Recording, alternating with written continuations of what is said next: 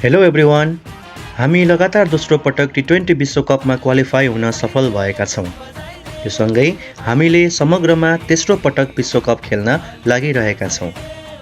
ओमनमा जारी टी20 world cup क्वालिफायर्स म्याचेसको super 6 स्टेजमा युएईले समोआलाई हराएसँगै हाम्रो विश्वकपको यात्रा सुनिश्चित भएको थियो र गए राति ओमन विरुद्ध जित निकाल्दै हामी यो क्वालिफायर्स टुर्नामेन्ट पनि जित्ने लगभग सुनिश्चित भएको छ।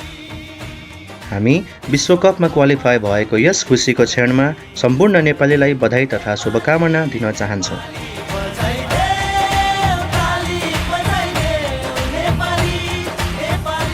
आफ्नो ग्रुप स्टेजेसमा कुवेतलाई 58 रनले हराउँदै विजयी सुरुवात गरेको हाम्रो लागि दोस्रो म्याचमा भने जित निकाल्न त्यति सहज थिएन। स्कोर कार्ड हेर्ने हो भने जापानलाई 5 विकेट्सले हराएको देख्दा यो एउटा सहज जित देखिए पनि जापानले हामीलाई कडा चुनौती दिएको थियो।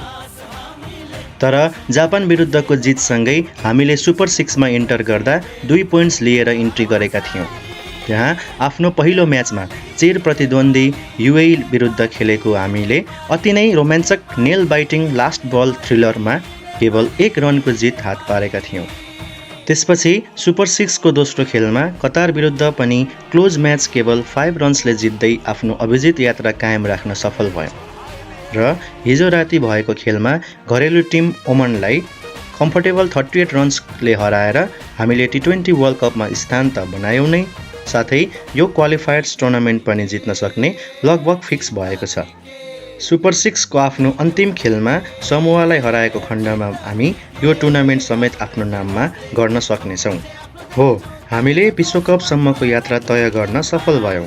अहिलेसम्म हामी यो क्वालिफायर्समा 1 खेल पनि हारेका छैनौँ। तर यो भन्दै गर्दा हाम्रो टिमको केही कमजोरीहरू नै छैनन् भनेर भन्न चाहिँ सकिँदैन। हामीले जति पनि म्याचेस जित्न सफल भयौँ ती सबै म्याचेसमा हाम्रो बलिङ र फिल्डिङले अविश्वसनीय प्रदर्शन गरिरहँदा ब्याटिङ भने अन्डर एभरेज नै रह्यो। हाम्रो ब्याटिङ खास गरी मिडल अर्डरले धेरै निराशाजनक प्रदर्शन गरेको छ, जुन विश्वकप जस्तो ठुलो टुर्नामेन्टमा गएर हाम्रो लागि गम्भीर समस्या बन्न सक्छ। 2026 को टी20 वर्ल्ड कप भारत र श्रीलङ्कामा हुन गइरहेको छ। श्रीलङ्कामा केही हदसम्म बलिङ फ्रेन्डली पिच रहनेछ, तर भारतको फ्ल्याट ट्र्याक्समा ब्याटिङ फ्रेन्डली कन्डिसन्स रहँदा हाम्रो ब्याटर्सले सो कन्डिसन्सको फाइदा उठाउन सक्नुपर्नेछ। त्यसैले यो क्वालिफायर्स हाम्रो लागि वर्ल्ड कपको ढोका खोल्ने चाबी मात्र नभएर हाम्रो विकर एस्पेक्ट्सबारे थाहा पाउने आई ओपनर पनि बनेको छ। धेरै पोजिटिभ्सको बिचमा हाम्रो केही विक पोइन्ट्सहरू छन् जुन यो क्वालिफायर्सले हामी सामु ल्याएको छ। ती कमजोरीहरू ट्याकल गर्न र लुप होल्सहरू फिल गर्न अब हुन गइरहेको नेपाल प्रिमियर लिगले ठुलो भूमिका खेल्नेछ। यस क्वालिफायर्सको स्क्वाडमा पर्न असफल भएका केही ठुला नामहरूको लागि एनपिएल सिजन 2 एउटा सुनौलो अवसर हुनेछ टी20 वर्ल्ड कपको स्क्वाडमा आफूलाई अटाउनको लागि। हामीसँग स्ट्रङ बलिङ एट्याक छ, तर त्योभन्दा पनि बलियो हामीसँग फिल्डिङ एट्याक छ। हाम्रो फिल्डिङ एसोसिएट्स लेभलभन्दा लेभल अप भएको छ र फुल मेम्बर नेसन्ससँग टक्कर दिन सक्ने भइसकेको छ भन्दा फरक मत नहुन सक्छ।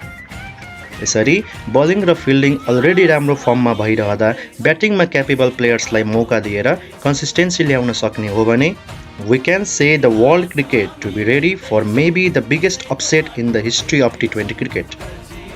हवस् त साथीहरू, आजको क्रिकेट टक चौतारीमा यति नै। Once again, a very big congratulations to everyone भन्दै हाम्रो च्यानललाई सब्स्क्राइब र यो भिडियोलाई लाइक शेयर गर्नुहोला भन्ने आग्रह गर्दै till next time, bye bye.